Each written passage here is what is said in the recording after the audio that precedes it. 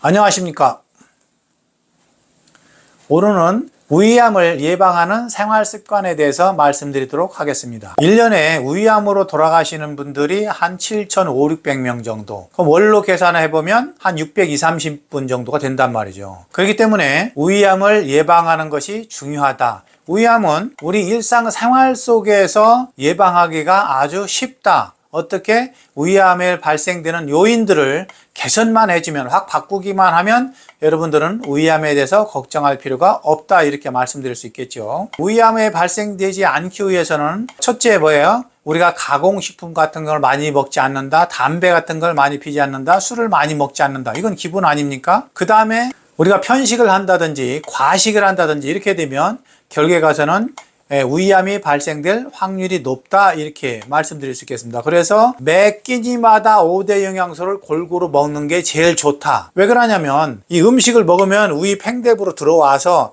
이게 밑에부로 들어오게 되는데, 여기 들어올 때 위에서 먹은 순서대로 내려와요. 그러다 보니까 예를 들어서 단백질 같은 경우는 3시간에서 4시간 정도 돼야지만이 여기에서 완전히 미집 상태로 해서 내려간단 말이죠. 그럼 이게 완전히 미집 상태가 될 때까지 늦게 먹어서 늦게 들어온 탄수화물이나 채소들은 여기서 대기를 하고 있어야 되잖아요. 단백질이 분해되는 동안에 여기에서 이 발효가 되면서 가스가 생겨. 그러니까 더 속이 더부룩하죠. 위의 연동운동에 지장을 주게 됩니다. 그래서 우리가 음식 먹을 때 가장 중요한 거는 같이 먹는 게 제일 중요하다. 같이 먹기 위해서 우리가 뭘 추천해요? 김밥이나 비빔밥을 추천합니다. 김밥이나 비빔밥은 탄수화물, 지방, 단백질, 무기질, 비타민을 골고루 동시에 먹을 수 있잖아요. 그렇다는 말은 우위암이 발생될 확률을 아주 낮춘다. 우위암이 발생하지 않게 만든다. 이렇게 보실 수 있습니다. 그리고 음식물 먹을 때 30번 정도 씹으라고 그러잖아요. 그건 왜 그러냐면 이 하부에 있는 이 위에 미진물 만들 때 이 과부하가 안 걸리는 거예요. 꼭꼭 씹어준다고 그러면 잘 내려와서 믹스할 때 보통 1 내지 2mm 정도 되면 내보낸다고 그랬잖아요, 소장으로. 근데 여기에 부위에 쌓여서 오랫동안 믹스를 해야 된다 그러면 얘가 너무 힘들겠죠. 그러면 또 우위암이 발생될 수가 있으니까 음식 먹을 때 오래 꼭꼭 씹는 습관을 길러라. 그리고 요즘에는 우리가 1년에 한 번 정도 건강검진을 받지 않습니까? 그래서 건강검진 때 우위 내시경 같은 걸 꼭 하셔서 우위에 문제가 있는지 없는지 꼭 체크를 하시기 바랍니다. 우위에 이 점막에 문제가 생기면 이 소에서 우리가 헬리코박터균 같은 게 많이 재생을 한단 말이죠. 그럼 헬리코박터균이 많이 산다 그러면은 우리가 소화도 안 되고 속이 더부룩하고 하는 증상들이 있어요. 그렇기 때문에 정기 검사를 통해서 헬리코박터균 같은 것이 있는지 없는지, 그리고 우위 점막의 상태는 좋은지 안 좋은지 이런 것까지 다 체크를 하는 것이 좋다, 이렇게 말씀드릴 수 있겠습니다. 그리고 식후에 찬 음식 드시는 분들, 찬 과일, 찬 물 이런 걸 드시게 되면 우위가 한참 움직여야 되는데 갑자기 수축하게 되잖아요. 그렇게 된다고 하면 결국에서는 우위의 연동운동에 지장을 두고 소화에 지장을 주기 때문에 절대 찬 음식, 찬 과일 이런 것들을 식후에 바로 먹지 말아라. 드시고 싶으면 어떻게 돼요?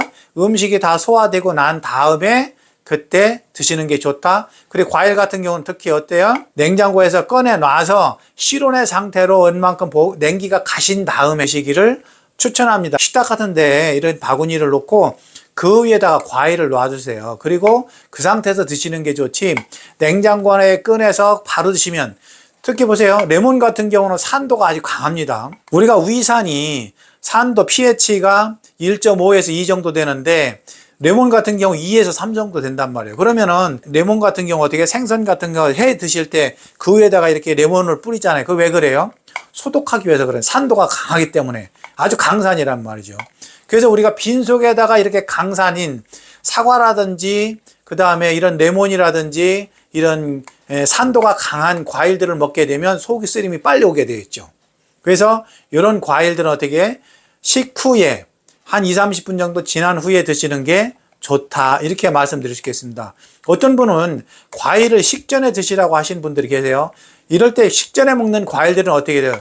단맛이 있는 것들, 뭐 배라든지 바나나라든지 이런 거는 괜찮지만 이런 산도가 높은 과일들은 절대 식전에 그리고 공복 시간에 먹어서는 안 된다라는 것을 꼭 말씀드립니다. 그 다음에 우리가 일상생활 속에서 너무 고민하는 일을 많이 하지 말자. 소에서 내려놓고 살자라는 말 많이 하잖아요.